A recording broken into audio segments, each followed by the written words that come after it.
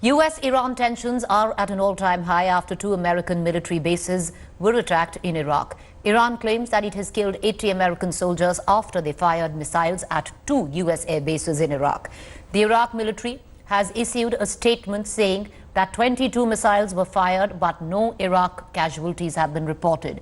Following Iran's attack on US air bases in Iraq today morning, Iran's Supreme Leader Ayatollah Ali Khamenei said that Iran has given US a slap in the face. He also says that military action is not enough. US President Donald Trump has yet to address the US about the strike, but on Twitter he said that all is well. The US Department of Defense confirmed that Irbil and Al-Assad air bases have been hit by more than a dozen ballistic missiles. Minutes after the attack on the air bases, oil prices have spiked by more than 3.5%. Their hostility, their animosity towards us is in their nature. If some people think that if we take one step back and if we become a bit moderate, the Americans will stop their animosity. This is wrong. This is completely wrong. Some people say do not do things that will make the Americans angry. But this is against what the God has said himself in the Quran. They're angry, they're nervous because of the successes of us, of ours in science and service and military. They're nervous, they're angry with this, all these advancements that we have had. We've said very clearly that if the United States takes any further action, Iran will respond accordingly, and we will respond in a very harsh way, but proportionately. Yes.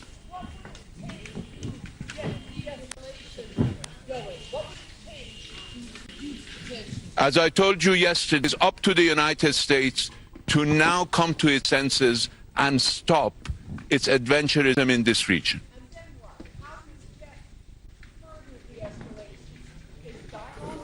Well, we did not start this process of escalation. The United States waged an economic war against Iran. The United States has to come to its senses. The presence of Iranian people in the streets of many cities, unprecedented in the history, a sea of humanity, has to bring the United States to its senses that if it wants to deal with this people, it has to deal with this people based on respect, not based on threat and not based on sanctions. What is the role of Europe? What is the role of Europe? Europe can play a useful role by informing the United States of the serious error in their analysis, that they should stop listening to clowns, that they should base their policy based on realities and not some illusions of some clowns who have ambitions elsewhere. I want to cut across to my colleague Abhishek Bhalla, who's joining us for the very latest updates on the story. Abhishek, clearly the US-Iran tension is escalating. What are the possible repercussions of Iran's retaliation? Well, there has been an escalation over the last few days, and the retaliatory action by Iran on two US military bases has extreme ramifications, not just for Iran and US, but the entire world and also India. Remember, as of now, what we've heard through reports is that at least 20 US soldiers have been killed in the action taken by Iran. This is a claim made by Iran, even though the US has been underplaying this. The US President Donald Trump has tweeted all is well. It's still not clear what is the extent of damage done to the US military bases or the number of casualties or people injured in the attack, where the Iranians used at least a dozen missiles to hit these two military bases. Abhishek, stay with me. Meanwhile, addressing the media yesterday, Donald Trump, the President of the United States, had to say this. If Iran does anything that they shouldn't be doing, they're going to be suffering the consequences, and very strongly. We're prepared. We're totally prepared. And likewise, we're prepared to attack if we have to, as retribution. I want to cut across to my colleague Shiv Arur, who's joining us from the newsroom. Shiv, as things continue to escalate, what could be the possible ramifications in this worldwide and especially for India? The implications and the impact on India will be wide-reaching, Preeti, because, apart from the very fact that this is, a diplomatically complex situation because India has close ties with the United States, but also has close ties with Iran and is hugely dependent on Iran for its energy security, that's only one very small part of it.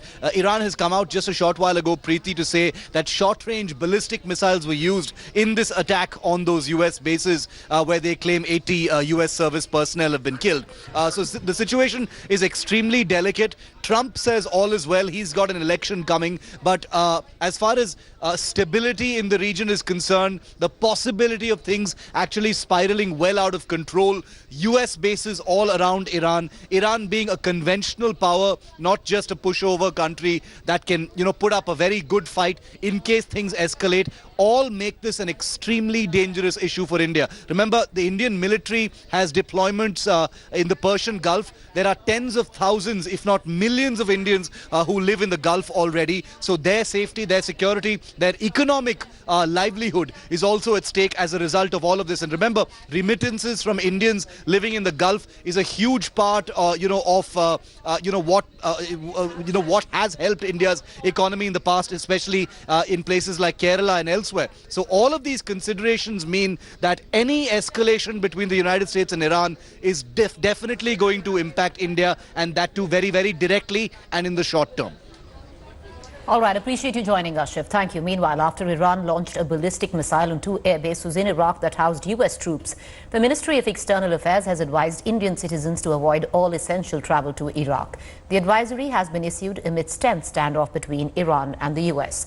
The MEA also advised Indians in Iraq to stay alert and avoid travel within the country. The ministry said India's embassy in Baghdad and the consulate in Irbil would continue to function normally. Meanwhile, the Directorate General of Civil Aviation held meetings with some airlines and sensitized them to remain vigilant and take necessary precautions. The DGCA has said no order has been issued as of now to stop airlines from flying over Iran, Iraq or the Gulf. I want to cut across back to my colleague Abhishek. Abhishek, how is India seeing this conflict and how important a role can India now play to possibly de-escalate tensions? Well, big ramifications as far as India is also concerned. The Iranian ambassador to India has already said that in time to come, if India can play an important role to initiate any kind of peace process, it will be welcomed. But it seems as of now that the process of dialogue will have to be initiated by the two countries itself because the situation on the ground in the region remains extremely volatile, and any kind of retaliation by US now can escalate things even further and could lead to a even more tense situation and turn into a warlike situation. So as of now, the two countries would be hoping, in the interest of world peace, that things can be quietened through a process of dialogue as early as possible. Abhishek, stay with me. Meanwhile, amidst the current standoff between Iran and the United States, air travel alert has been issued in multiple countries. The Ministry of External Affairs has issued a travel advisory for Iraq and Iran after Iran attacked US air bases. MEA has advised all Indian nationals to avoid non-essential travel to Iraq. US Federal Aviation Administration has prohibited all US airlines from flying over Iraq, Iran and the Persian Gulf.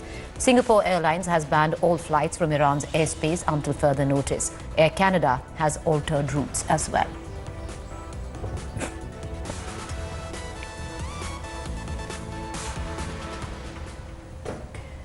Meanwhile, a Ukrainian Boeing 737 airplane carrying 176 passengers and crew has crashed near the airport in Tehran, killing all on board.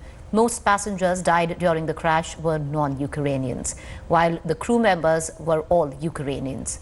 According to a Ukrainian minister, the plane had 82 Iranians, 63 Canadians. Meanwhile, Ukraine has also ordered the creation of crisis team to probe the incident. The plane had taken off from Tehran's international airport this morning and was headed to Kyiv in Ukraine. The plane crashed a few minutes after it took off from Tehran. The engine of the plane caught fire, which led to the crash. An investigative team has been sent to the site of crash. You know, it's a little bizarre, but Abhishek, is it possible to relate the Ukrainian flight crash to the US-Iran conflict? Well, there was a crash that speculated, things even further. It was a Ukrainian airline passenger plane that was carrying 180 people who were on board. So when that crash took place, initially there was some kind of speculation. There were doubts whether there's some link to the ongoing conflict between Iran and US. But thankfully, it was clarified that the crash took place because of a technical failure, and it had no connection whatsoever with the developments that have taken place in the last few days. All right, Abhishek, thank you for joining us. Thanks for watching the video. For more such news and updates, please like, share and subscribe to India Today. Also check out our other great videos from our channel. We know you would love to.